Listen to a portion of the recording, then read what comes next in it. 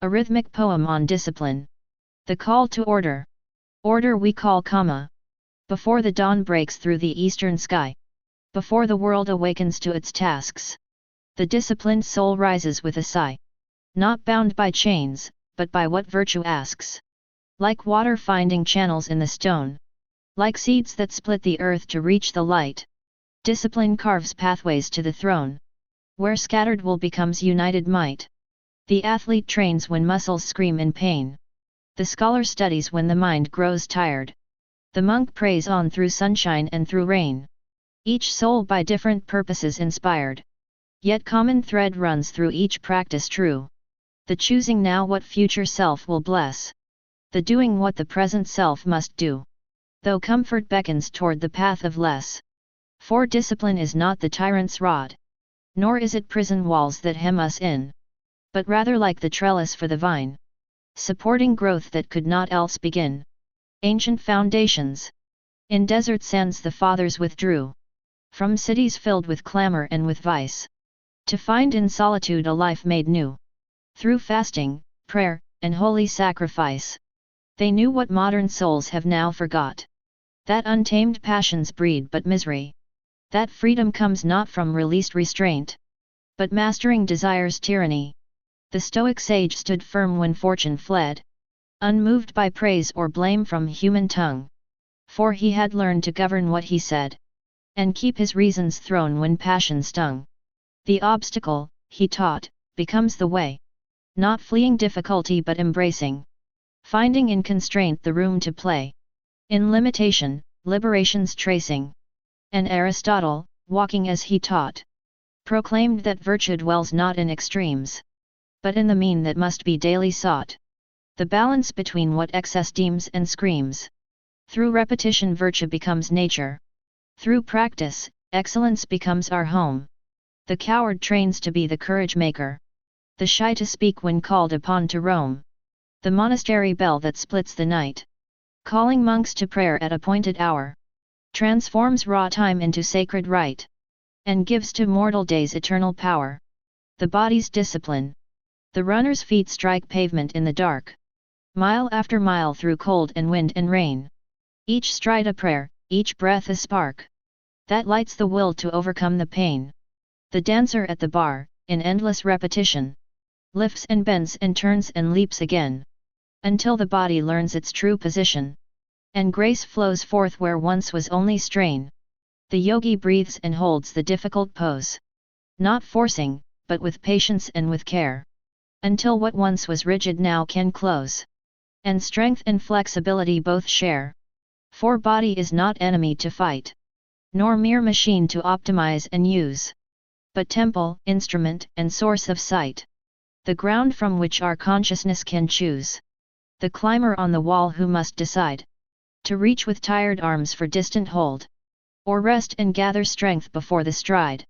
This teaches wisdom worth far more than gold. The martial artist learning form by form.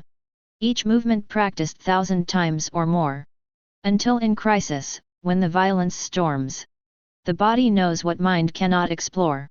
We sit too much in chairs and at screens. Our bodies soft and weak and disconnected. We've lost the knowledge of what motion means. Our physical intelligence neglected. Recover, then, the ancient bodywork. The digging, building, carrying, and climbing. The labor that our ancestors won't shirk. The rhythm of exertion and its timing. The mind's formation, the formation of the mind.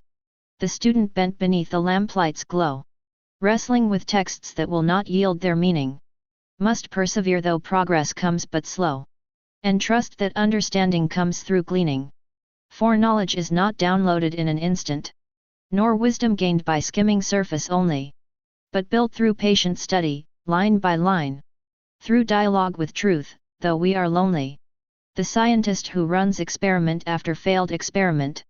The mathematician searching for the proof. The philosopher who questions without relent. Each knows that insight needs discipline's roof. Attention is the rarest currency. More precious than the gold or jeweled crown. For where attention goes, there we will be. And scattered mind is castle falling down. To read a book from cover unto cover.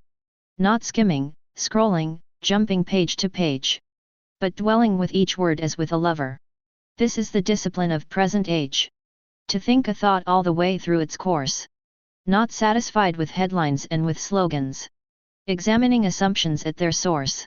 This makes the mind a powerful thing, not bogus. The writer at the desk who must begin. Facing the blank page's mocking whiteness. Must write through doubt and fear and inner din. Until the words emerge from that bright tightness. Delete, revise, rewrite, and start again. Not settling for first drafts easy flowing. But working words like sculptor works with grain. Until the truth within begins its showing. Emotional discipline. To feel the anger rising in the chest. The bitter words forming upon the tongue. And pause, oh pause, before they manifest. And choose response when rage has not yet won. This is the hardest discipline of all. To govern what we feel but cannot choose to feel. To notice emotion but not heed its call. To let the wave pass over, not be made to kneel. The parent who is tired beyond measure. Whose patience has been tested all day long. Who still speaks gently, takes the time to treasure. The child's small question, singing evening's song. The mourner who must function through the grief. Who cannot simply drown in sorrow's ocean. Must find some island, some small reef of relief. And keep on moving through the painful motion. Not repressing what we feel inside. But holding feeling with awareness kind. Not letting passion be our only guide. But neither killing what makes us alive. The anxious soul who learns to breathe and wait. Not fleeing from discomfort into action. But sitting with uncertainty and wait. Until the nervous system finds its traction. To forgive the one who caused us harm. Not condoning wrong but releasing hatred's grip. This discipline can be the healing balm. That frees us from resentment's sinking ship. Social disciplines that are disciplines of the social. To listen when another person speaks. Not planning our response but truly hearing. To seek to understand what the other seeks. This builds the bridge of mutual revering. To keep commitments made in easier times. When circumstances change and will is tested. To honor word when will no longer climbs. In such reliability we're invested. The friend who shows up in the darkest hour. Not just when celebration makes it easy. Who offers love not as exchange of power. But as free gift through thick and thin and breezy. The citizen who studies, votes, engages. Not with tribalistic fervor but with reason. Who reads beyond their echo chamber's cages. And sees the other side's perspective season. To work with others toward a common goal. Sublimating ego to the shared endeavor. Taking turns at leading and at serving role. This builds communities that last forever.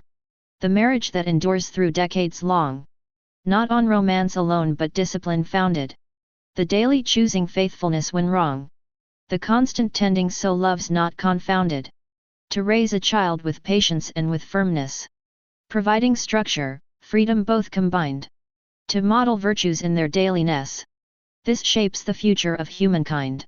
Spiritual depths. Before the icon, altar, sacred space. The soul kneels down in daily supplication. Not seeking favor, earning divine grace.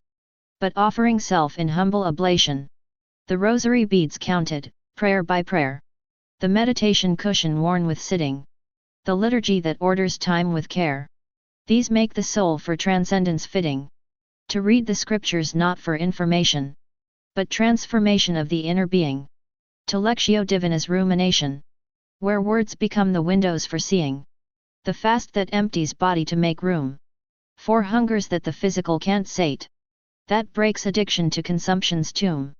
And teaches us that we can choose our fate. Confession's discipline of speaking truth. Of naming sin and seeking to amend.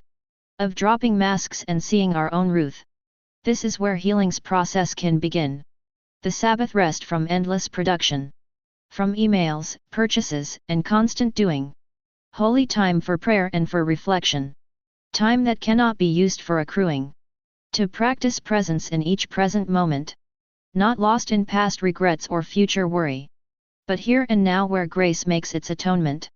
This is the peace for which we needn't hurry. The mystic in the dark night of the soul. When all consolations have departed. Must persevere though feeling isn't whole. Must trust though inward sense has been outsmarted. Creative practices, the practices that create. The artist in the studio each day. Whether inspiration comes or whether not. Must show up, practice, work at their essay. Must trust the process, value what they've wrought. The poet searching for the perfect word. Trying line after line until it's right. Until the rhythm's music can be heard. And meaning rises from the sound's delight. The musician's scales and arpeggios. 10,000 hours before mastery arrives. Before the fingers know just where to go.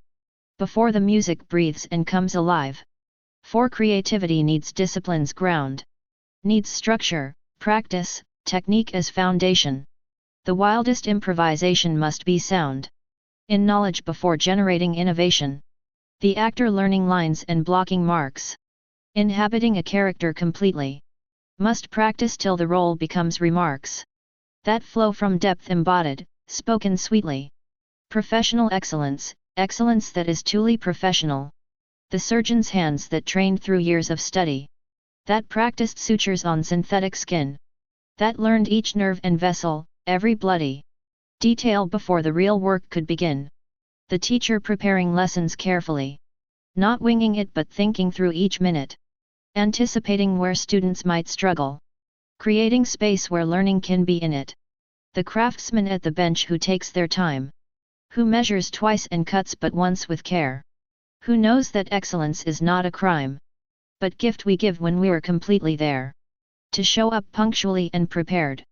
To keep one's word and honor obligations. To care about the quality that's shared. These build the trust of lasting reputations. But not the workaholism that destroys. Not sacrificing all for productivity. But balanced life that also includes joys. And boundaries that protect our creativity. Ecological conscience. To live more lightly on the suffering earth. To question every purchase and its cost. To think of future generations' worth.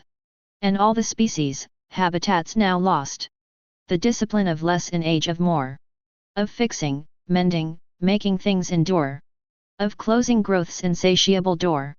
And finding satisfaction in what's pure. To garden, compost, tend the living soil. To know the seasons and the moon's phases. To honor nature through our daily toil. To resist consumption's endless mazes.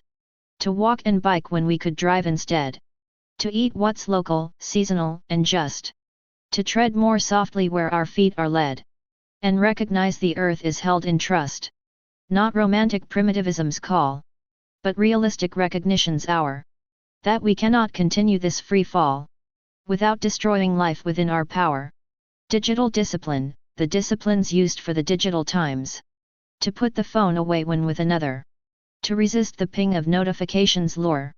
To not let screens and scrolling smother. The presence that relationships require. To curate inputs that we feed our mind. Not passive scrolling through algorithmic feeds. But choosing consciously what we will find. And filtering out manipulation's seeds. To guard the data that defines our lives. To protect the privacy that's being sold. To know how surveillance capitalism thrives. On what we freely give and what they've stole. To have device-free times and sacred spaces. Where family gathers without glowing screens. Where we can see each other's actual faces. And not just curated digital scenes. To check the facts before we share the post. To question whether news is true or fake. To not add to the anger's spreading host. But thoughtfully discern for wisdom's sake. Political engagement that excites. To study issues with an honest mind. Not just accepting talking points we hear. To seek to understand all sides we find. And hold our own positions without fear. To vote in every election, small and large. To know what's on the ballot and its meaning. To not abdicate this democratic charge. But participate in civics convening. To organize with others for the good. To build coalitions across difference. To stand for justice where we can and should. But not with hatred or with violence. To write to representatives our views. To attend the meetings where decisions remade. To not just complain about the news. But engage the process unafraid. To disagree without demonizing. To recognize the other's full humanity. To debate ideas without finalizing. The person as enemy to banish vanity. Economic justice. To question wealth when others live in poverty. To recognize that systems aren't natural. To work for fairer distributions property. And resist ideologies neutral.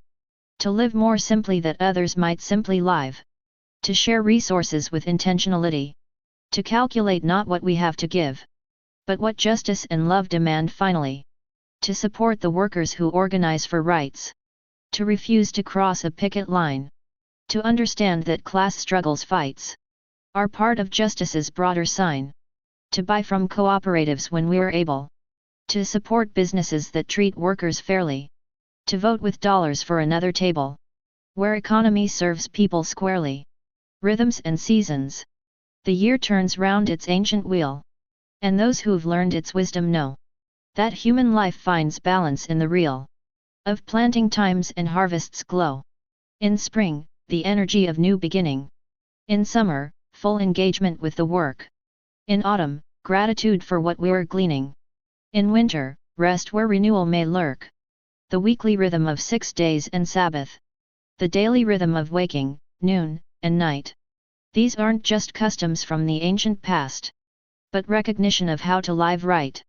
To honor these organic cycles still. Despite industrial time's attempts to flatten all moments into uniform until nothing is sacred, special, to unfatten. The feast and fast, the celebration and the mourning. The gathering together and the solitude. The planting seed and waiting for the morning. These give to life its proper magnitude. Failure and forgiveness.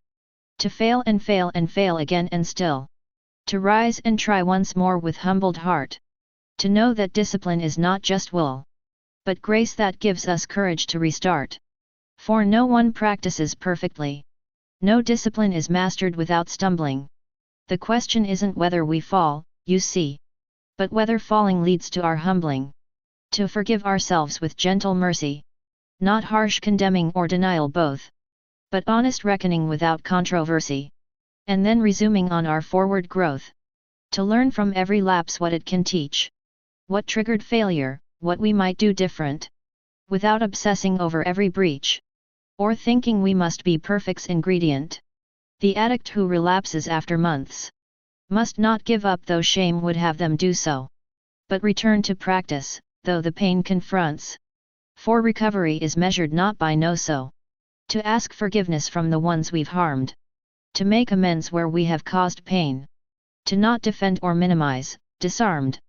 But own our failures fully, start again. Aging and letting go as we grow old.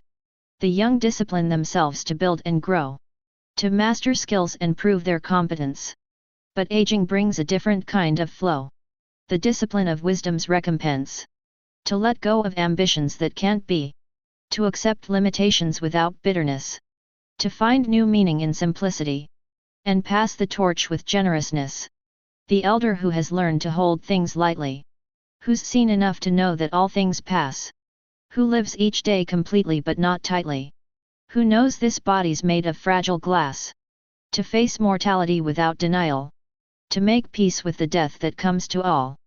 To live these final years without the trial of clinging desperately and fearing fall.